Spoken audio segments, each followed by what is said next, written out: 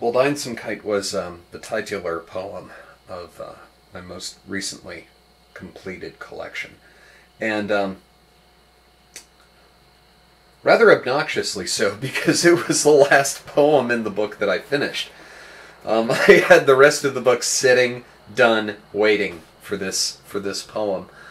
And the appendix, in the appendix, I included some pretty sprawling notes regarding the technical challenges involved, but which I don't care to reiterate.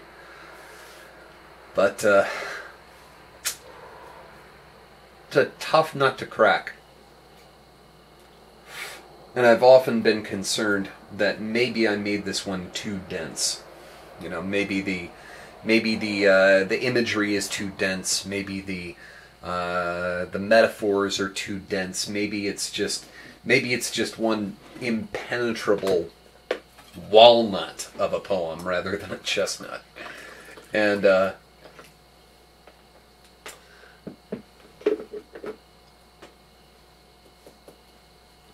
you know,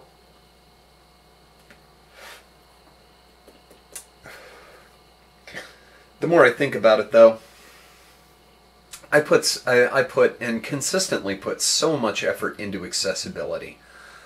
The amount of mental translation of moving a concept from the images and the components that that comprise its body in my mind, the way I think about things.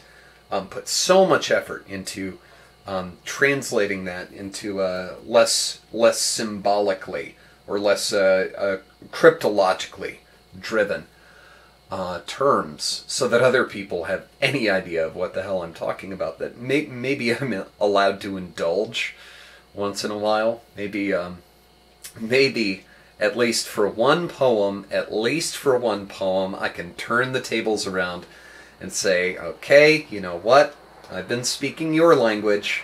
33 years.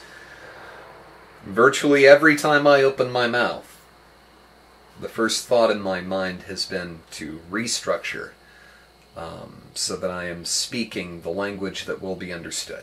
So maybe I should at least give it a shot once and describe things how I describe them when I'm talking to myself, or speak the native language of my mind. And maybe discovered that it's not as impenetrable as I had feared.